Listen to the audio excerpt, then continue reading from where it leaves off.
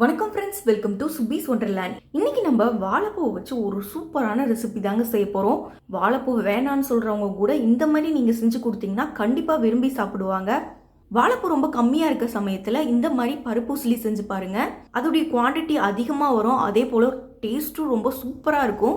கண்டிப்பாக நீங்களும் இந்த ரெசிபி ட்ரை பண்ணி பார்த்துட்டு உங்கள் கருத்துக்களை மறக்காமல் கமெண்ட் பாக்ஸில் தெரிவிங்க ஃப்ரெண்ட்ஸ். வாங்க ஃப்ரெண்ட்ஸ், இந்த வாழைப்பூ ஊசலி எப்படி பண்ணலாங்கிறத பார்க்கலாம். வாழைப்பூ பருப்பூசலி செய்யறதுக்கு ஃபர்ஸ்ட் ஒரு கைப்பிடி அளவுக்கு கடலை பருப்பும், ஒரு கைப்பிடி அளவுக்கு துவரம் பருப்பும் 1 மணி நேரத்துக்கு முன்னாடியே நல்லா ஊற வச்சு எடுத்துட்டு வந்திருக்கேன். இப்போ இது நல்லா ஊறி வந்திருக்கு.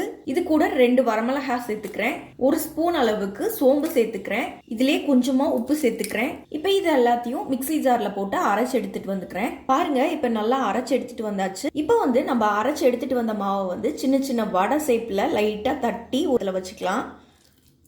இதே மாதிரி எல்லா மாவையும் தட்டி எடுத்துட்டு வந்துக்குவோம். இப்போ இதை நம்ம இட்லி பாத்திரத்தில் வச்சு நல்லா வேக வச்சு எடுத்துட்டு வந்துக்குவோம். இன்னைக்கு நான் ஒரு பெரிய வாழைப்பூவில் பாதி அளவுக்கு வாழைப்பூவை க்ளீன் பண்ணி எடுத்து வச்சிருக்கேன். இப்போ இதை நல்லா பொடி பொடியாக கட் பண்ணி எடுத்துக்குவோம். நம்ம கட் பண்ணதுக்கு அப்புறமா இதை ஒரு தண்ணியில் போட்டு வச்சுக்கணும். அப்போதான் வாழைப்பூ கருத்து போகாமல் இருக்கும். இதே மாதிரி எல்லா வாழைப்பூவையும் கட் பண்ணி தண்ணியில் போட்டு வச்சுக்கலாம். இப்போ ஒரு பேனில் கொஞ்சமாக எண்ணெய் சேர்த்துக்கிறேன். எண்ணெய் நல்லா சூடானதும் ஒரு பெரிய வெங்காயத்தை சின்ன சின்னதாக கட் பண்ணி சேர்த்துக்கிறேன், 2 வரமிளகா கட் பண்ணி சேர்த்துக்கிறேன், ஒரு கொத்து கருவேப்பிலை சேர்த்துக்கிறேன். இதை ஃபஸ்ட்டு நல்லா வதக்கி விட்டுக்கலாம். வெங்காயம் நல்லா வதங்கினதுக்கு அப்புறமா நம்ம இப்போ கட் பண்ணி வச்சுருந்த வாழைப்பூவெல்லாம் தண்ணி நல்லா வடிச்சிட்டு இதில் சேர்த்துக்குவோம்.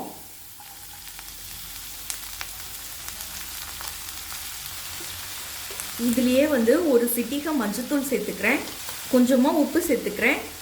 இப்போ இதையும் சேர்த்து நல்லா கலந்து விட்டுக்குவோம். இப்போ இதில் கொஞ்சமாக தண்ணி சேர்த்துட்டு ஒரு 5 நிமிஷம் நல்லா வேக வச்சு எடுத்துகிட்டு வந்துக்கலாம். இப்போ நம்ம இட்லி பாத்திரத்தில் வேக வச்சுருந்த பருப்பு எல்லாத்தையும் நல்லா உதுத்து எடுத்துக்குவோம். பாருங்கள், இந்த மாதிரி நல்லா உதுத்து எடுத்துக்கலாம். பாருங்கள், தண்ணியெலாம் நல்லா சுண்டி வந்துடுச்சு. இப்போ நம்ம உதுத்து வச்சுருந்த அந்த பருப்பு எல்லாத்தையும் இதில் ஆட் பண்ணிக்கலாம். இப்போ இது எல்லாத்தையும் சேர்த்து நல்லா மிக்ஸ் பண்ணி விட்டுக்கலாம். இப்போ 2 சில் தேங்காவை நல்லா துருவி எடுத்துட்டு வந்திருக்கேன், அதை இதில் சேர்த்துக்கிறேன். இதையும் சேர்த்து நல்லா கலந்து விட்டுக்கலாம். தேங்காய் சேர்த்ததுக்கு அப்புறமா ஒரு 2 நிமிஷம் நல்லா ஃப்ரை பண்ண விட்டுக்கலாம். இப்போ ஃப்ளேம் ஆஃப் பண்ணிடுவோம். அவ்வளோதாங்க, நமக்கு ரொம்பவே சுவையான வாழைப்பூ பருப்பூசலி அருமையாக ரெடி ஆயிடுச்சு. கண்டிப்பாக நீங்களும் இந்த ரெசிபியை ட்ரை பண்ணி பார்த்துட்டு உங்கள் கருத்துக்களை மறக்காமல் கமெண்ட் பாக்ஸில் தெரிவிங்க ஃப்ரெண்ட்ஸ். மீண்டும் இன்னொரு நல்ல ரெசிபியோட உங்களை மீட் பண்ணுறேன்.